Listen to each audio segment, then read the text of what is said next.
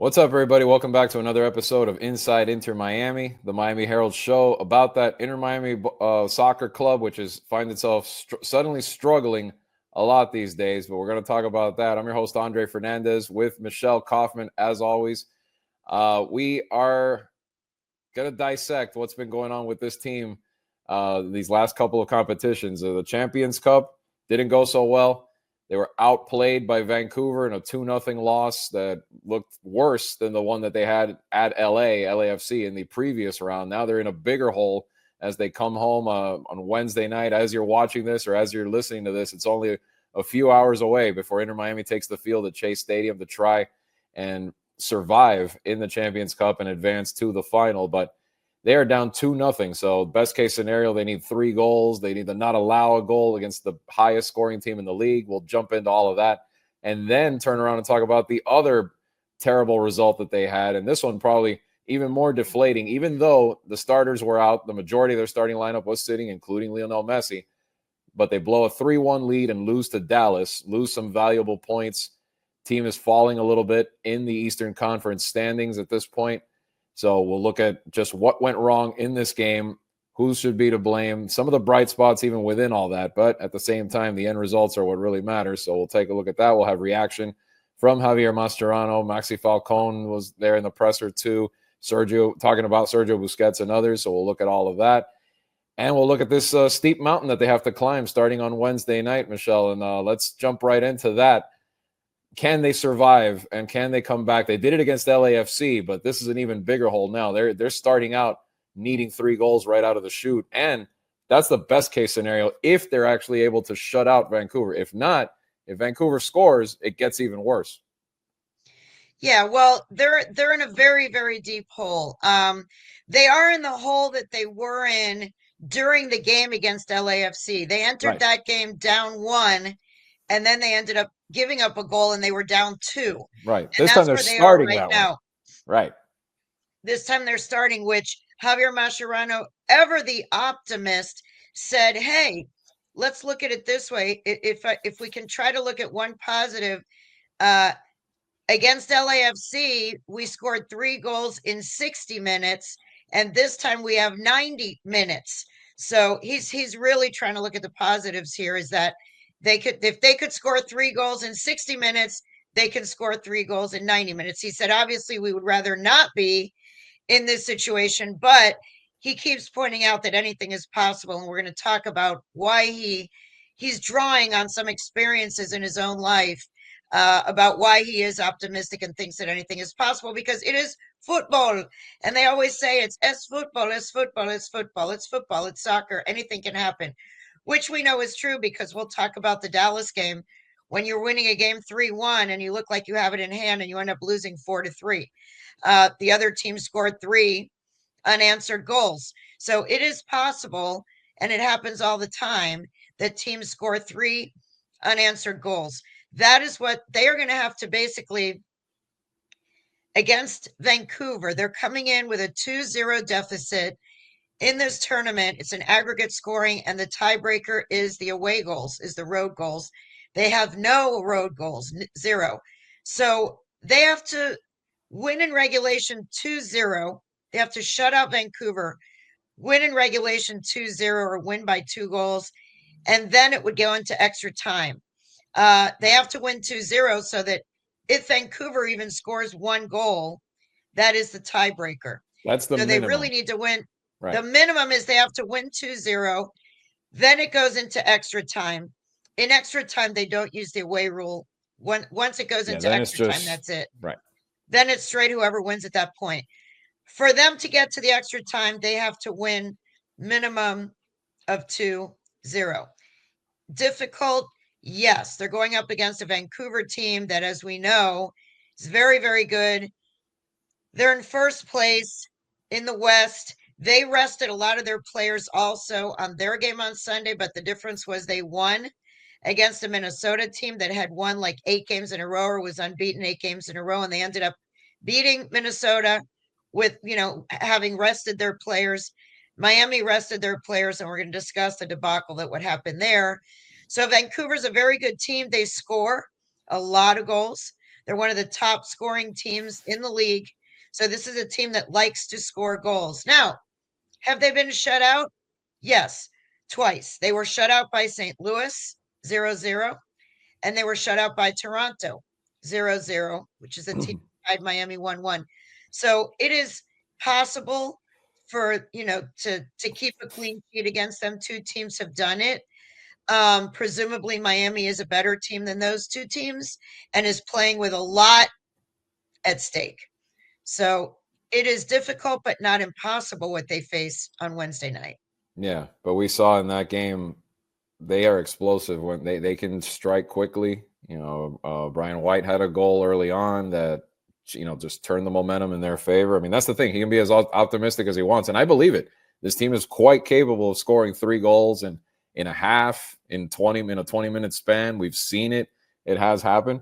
But, oh, yeah, it's that defensive part that has been a little shaky lately. Even, I know they didn't start their usual Yeah, they had a makeshift, right? They had a makeshift defense. guys overall The against last Dallas, game they but did start a bunch that of second different half players. was Yeah. a number of breakdowns.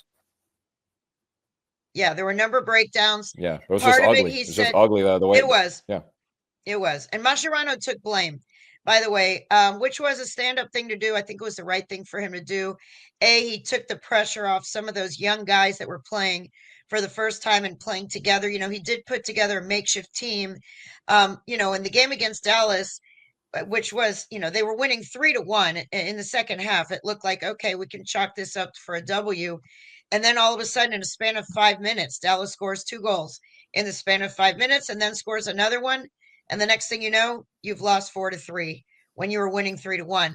And, Mascherano afterwards, after that game, I asked him point blank what happened. And he said, I take full blame. I take full responsibility. He said, at 3-1, when he started thinking about making changes, Dallas went to a more offensive style, had 5 guys attacking, and he decided all of a sudden to change everything. And the substitutions he made and the tactical changes he made, he said point blank, were a mistake. He said, I made a mistake. And you rarely hear coaches say that. But he said, I made a mistake and I take full blame. And I told the players that because he also didn't want these young guys who are playing for the first time, Ian Frey had an amazing game. He really did. He didn't want those guys to feel culpable, for those guys to feel that they were responsible for this breakdown. He took full blame, which was the right thing to do. But yes, this team is still vulnerable defensively. They have been better. They have been playing up until this last game. They had been playing better defensively. They were not giving up as many goals. They had been playing better defensively, but they're still a little vulnerable on the counterattack against fast teams. That is where they get burned. And, so that's where they really, really need to be careful on Wednesday night. Yeah, and I think you saw it in the Dallas game too, especially after that first goal. It cut it to 3-2. Then it was exactly that. Like you said, it was a counterattack goal to tie it. And then at that point, you're kind of in uh-oh mode at that point, and then they attack on the other one, and all of a sudden you lose. Not only you lose everything, you lose your 3 points and a chance to really, keep yourself at the top. And now they're more than a full win away from first place, which again, there's plenty of time left, but you don't want to slip too far in the standings. And I know Javier Mascherano has talked about not, this whole balancing act they're doing with other competitions, but at the same time, you kind of want to stay near the top. You don't want to slip to, yeah. You want to be in, and last year's team was at the top the entire season. This team should be in the top 3 for sure. They should not, they're in 5th now.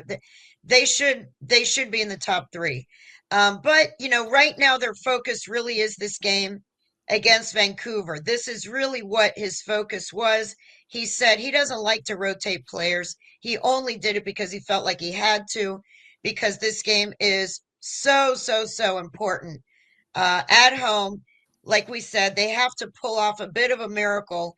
And let's hear what he and Maxi Falcone had to say about the importance of this game and the pressure on this team. Para los dos, si puedes hablar de cómo está el ánimo del equipo, mucha presión va a ganar mañana. Ya sabemos la situación. Y también quería preguntar a Javier de Drake Callender no estaba en la práctica que nosotros vimos, que dónde está. Muchas gracias. Franco. Buen día para todos. Sabemos que es un resultado adverso, ya lo tuvimos en la fase pasada, pero esto es fútbol.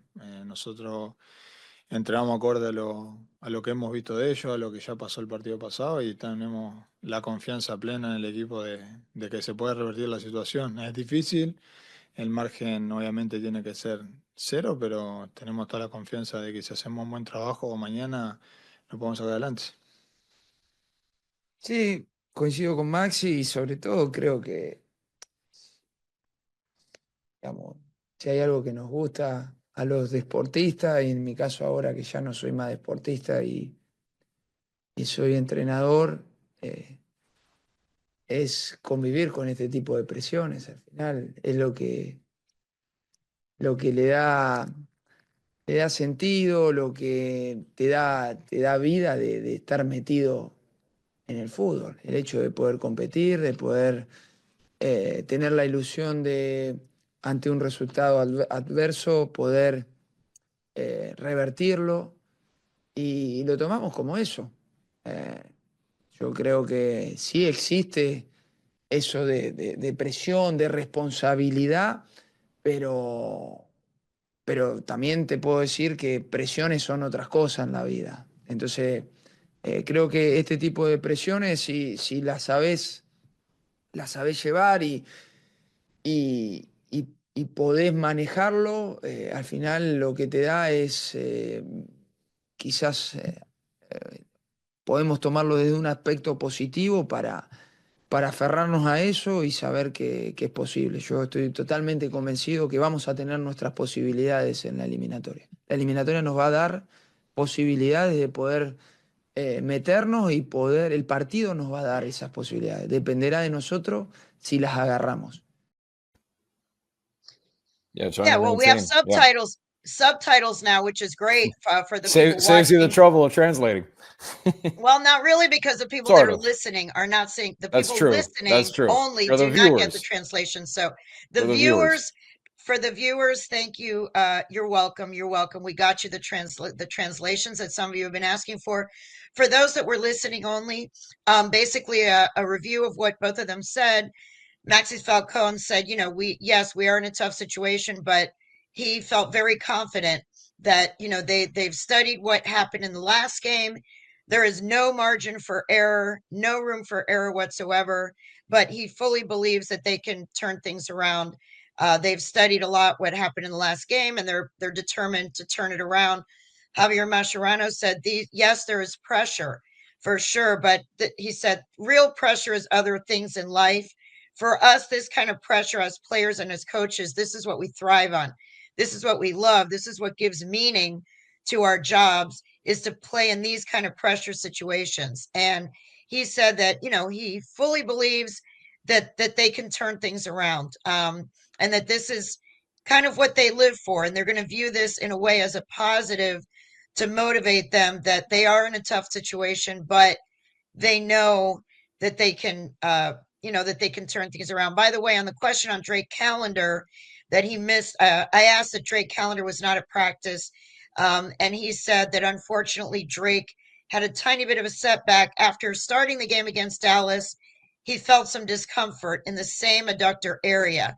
And so rather than risk anything, he was going to see a specialist and have it checked out, and is definitely not going to be available for the game against Vancouver, and they want to see what's going on with him. So that's what they had to say. And then one of the follow-up questions that was asked was about the fact that Miami's had trouble scoring of late, despite all of the big names on their roster, despite having Messi and Suarez, who combined for 40 goals last year. They have not been able to score the last few games too much. And he was asked if maybe has he considered moving Busquets to a more offensive part of the field, a more offensive position and role, to get the ball directly to Messi. And so he was asked, do you think maybe you might want to change the role that Busquets is playing? And here's what he had to say about that, which was a really insightful answer about how Busquets, about his role on the team and the freedom that he has. Let's hear what Javier, para ti quería preguntarte un poquito sobre las funciones de Sergio Busquets, especialmente mañana en ataque. Está claro que es un jugador que organiza muy bien en la mitad de la cancha, pero está en los planes quizás darle un poco más de libertad para que se sume a esa conexión directa con Messi, quizás en una posición más cercana al área. Ese para ti. Y para Maxi, quisiera preguntarte, se habla mucho sobre el ataque, que se necesitan 2 goles, pero también es cierto que uno de Vancouver genera una presión muy, muy grande para el resto del equipo. ¿Cómo están manejando ustedes en la línea defensiva ese aspecto? Gracias. No, mira, al final Bussi va a jugar de Bussi. Claramente un jugador como él tiene toda la libertad para, en la fase de ataque, moverse. Digamos, si hay alguien que conoce la posición de mediocampista central, es él, no le voy a enseñar yo. El primer día que vine acá, lo primero que le dije, lo que tiene la vida, ¿no? Las casualidades de la vida, que fui a aprender, en el 2010 fui a aprender de él al Barcelona y ahora tengo que terminar entrenándolo. Claramente uno desde el lugar de entrenador creo que le puedo aportar cosas, sobre todo en la parte defensiva, pero si hay alguien que tiene claro cómo ocupar los espacios, tenemos 2 jugadores en el equipo que son especialistas en eso. Uno es Leo y otro es Bussi en su posición. Tendrá la libertad de jugar de mediocampista, pero va a jugar de mediocampista central. Al final hay que hacer cosas raras. La heladera en la cocina y el sofá en el living. Esto de empezar a inventar cosas, conmigo por lo menos no va. Creo que haciendo las cosas normales, el equipo va a tener posibilidades. Esto no, a mí no me cambia nada esto de tener. Creo en lo que hacemos, creo en lo que venimos haciendo, creo en lo que venimos entrenando. Hace 3 meses y medio, va a ser 4 meses en poco tiempo que estamos en el club y a mí una derrota o 2 derrotas no me van a cambiar la perspectiva de las cosas. Yo creo en lo que hago el día a día. Esto de pegar volantazos y no va conmigo. Interesting. Yeah, interesting. Decided I would be a good clip to show because he really does shed some light in that answer. And I'll repeat what he said for those who are not watching and didn't get the amazing subtitles that our producer Pierre has provided. You know, it sheds some insight into what Mascherano feels his role is with players like Busquets and with Leo Suarez, with Leo Messi, which is that he said, I'm not going to tell Boosie what to do. Boosie is Boosie. And he said, in fact, the first thing that I told him when I arrived at this club is that in 2010, I went to Barcelona to learn from you how to play center midfield. And now I end up as your coach. He said, it's funny how life happens. He said that, he is one of the greatest ever, he is one of the greatest to play that position. And so he said he has full freedom to move around. And if anybody knows where to go and what spaces to occupy in the field, it's Busquets and Messi. He said those two are specialists at knowing where they need to be, and I am not going to teach them. He said, I can help on the defensive side. He said, I can offer some suggestions on the defensive side, but I'm not going to tell him what to do. And then he said, and by the way, I believe in what we're doing. 2 losses is not going to change my perspective. He said, we don't have to do anything crazy. I don't believe in making crazy changes. And then he said a quote that I love. He said, the fridge is in the kitchen and the sofa is in the living room. We don't have to move things around. We have to keep things normal. We don't have to do anything strange and start moving around the furniture, basically. The fridge is in the kitchen. And I love that phrase. I'm going to start using it. The fridge is in the kitchen. The sofa is in the living room. He's very confident in the way what they're doing. And he's not going to let 1 or 2 losses change his perspective. Well, the Barcelona crew knows what it takes. They've done it before. They did it before once as Barcelona teammates, one of the greatest comebacks of all time. They're going to have to pull another great comeback this Wednesday night to somehow survive and get to this final. Let's hear what Javier Mascherano had to say about the precedent for believing that a comeback is indeed possible in this. Hola Maxi, hola Javier. Bueno, pregunta para Javier. Estuviste en una de las remontadas más recordadas de la historia del fútbol, aquel 6-1 del Barcelona contra el Paris Saint-Germain. ¿Cómo viviste aquella noche? ¿Qué aprendiste de esa experiencia? ¿Y qué intentarás trasladarle a los jugadores para el partido de mañana? Bueno, esa noche aprendí que nada es imposible. Digamos que en el fútbol todo puede pasar. Todo. Absolutamente todo. Una eliminatoria que perdíamos 4-0, que nos ponemos en la primera parte 2-0 o 3-0, no me acuerdo, creo que 2-0, al principio de la segunda parte 3-0, la teníamos casi ahí y nos meten un gol y teníamos que hacer 3 más. Y lo hicimos porque al final, hasta que el árbitro no toca al final, todo puede pasar. Y creo que obviamente yo puedo transmitir como entrenador, pero tengo en aquel momento 4 compañeros que compartieron conmigo y lo viven en carne propia, y creo que ellos mejor que nadie pueden transmitírselo al resto, ¿no? Claramente la situación es diferente, no hay 2 partidos iguales, los contextos son totalmente diferentes, pero por eso mismo te digo, creo que la eliminatoria y el partido de mañana en particular nos va a dar posibilidades de engancharnos en la eliminatoria. Fútbol hay miles. Liverpool perdía 0-3 una final y en 10 minutos lo empató, una final de Champions, y la ganó a los penales. Digamos, podemos aferrarnos a un montón de ejemplos. El tema es cuánto creemos nosotros en nosotros para poder revertirlo. Y yo creo más que nadie, por eso estoy acá, si no, no estaría, más allá que es una obligación, ¿no? Yeah, so he's talking about this La Remontada, which is one of the greatest comebacks of all time in recent history anyway. Great comeback. And 5 people connected with this team were there on the field that day. Mascherano, this is Barcelona in 2017, March 8th of 2017. Barcelona in Champions League against PSG. They are losing 4-0. They lost the first leg 4-0. This team has lost 2-0 to Vancouver. They lost 4-0 the first leg. They come into it. Everyone thinks that's it. It's over. They end up winning that game 6-1, 6-1, and they advance 6-5 on aggregate. In that game, Mascherano played in that game.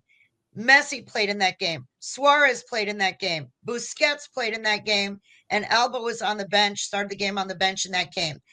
All of those 5 guys were participated in a game that is one of the greatest comebacks in recent history. And so he said, what did I learn that night? He was asked, what did you learn? And how can you maybe use that, to the benefit for this game? He said, what I learned in that night is that anything is possible. Absolutely everything is possible in this sport.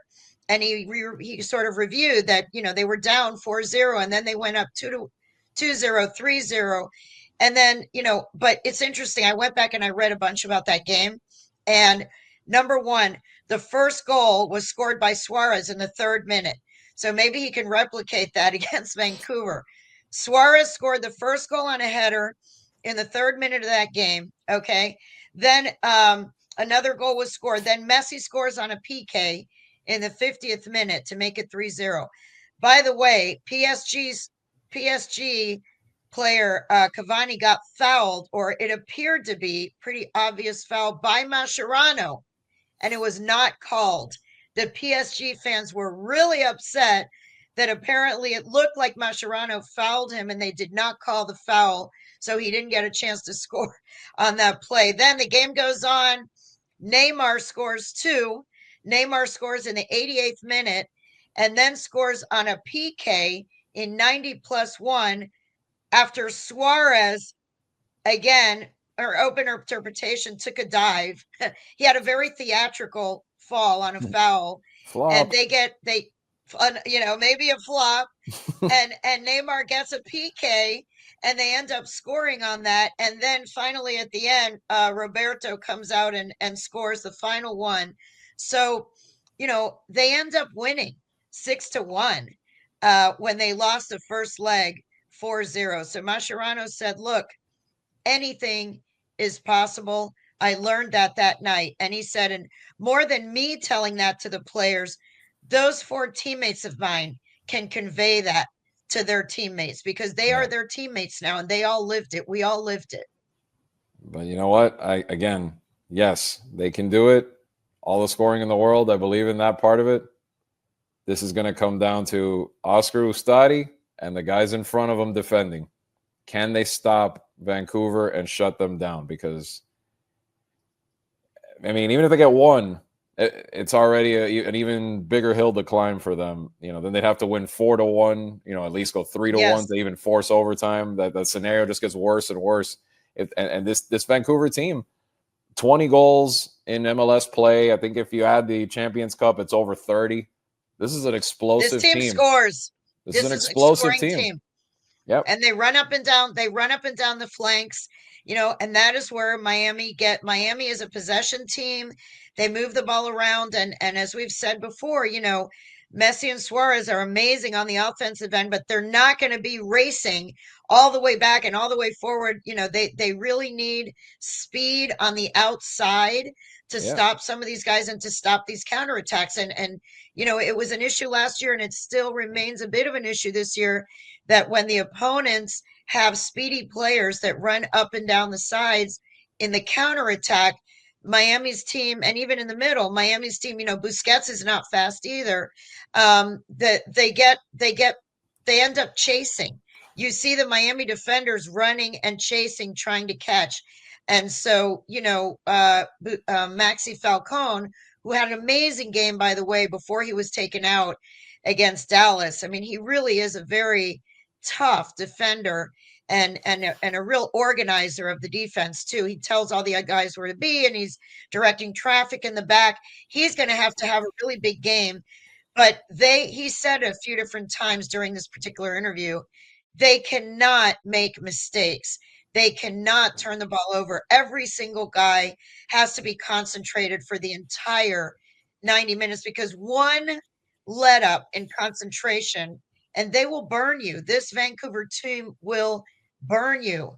And it would be very difficult to shut them out.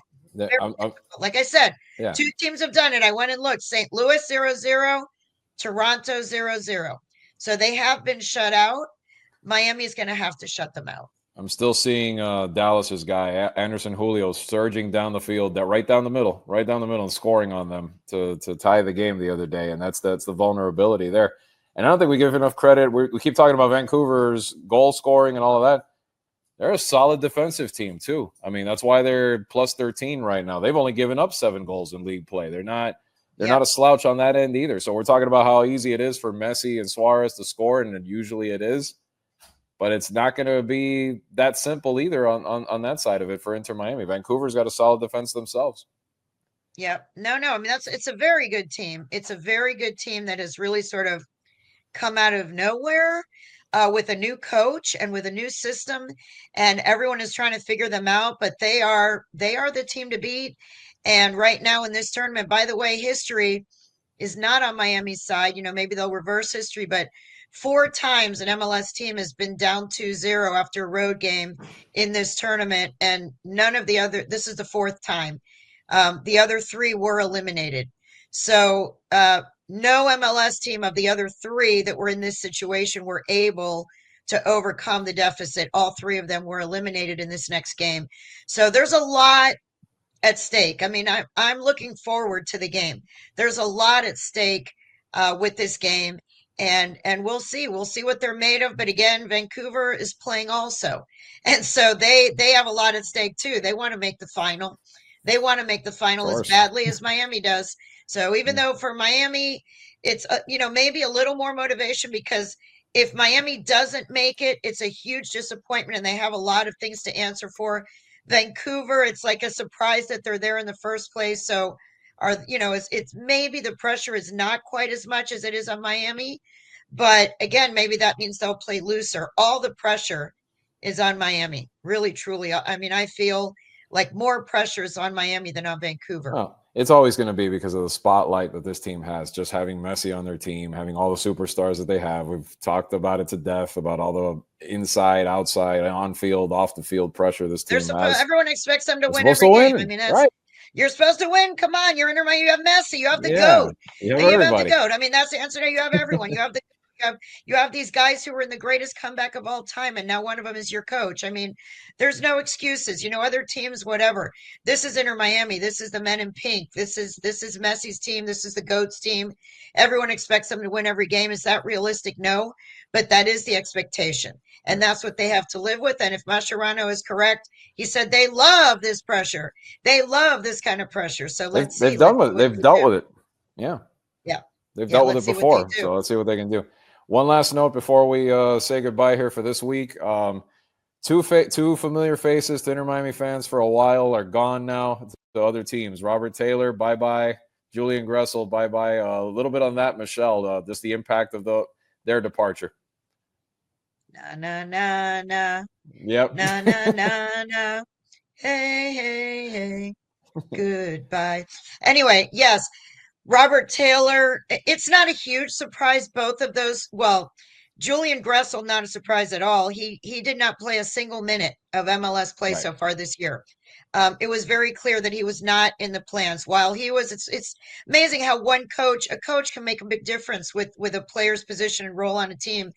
Tata Martino loved Julian Gressel, brought him in from Atlanta because he had played for him in Atlanta when they won the MLS Cup.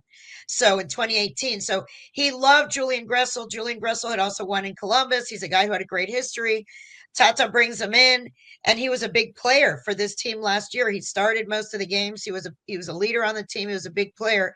New coach comes in, different system, different ideas. Like you saw, Mascherano said in this press conference that we played today, he doesn't really believe, he believes in his system.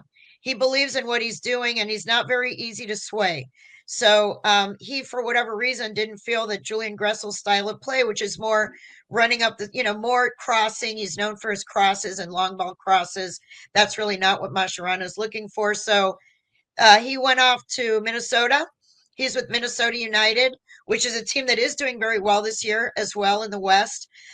So he goes to Minnesota. And then Robert Taylor is a guy who did get some playing time and did show flashes like he always does.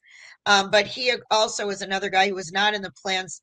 And also both of these guys are guys who are valuable to other teams. These are the guys that the other teams were asking for and interested in.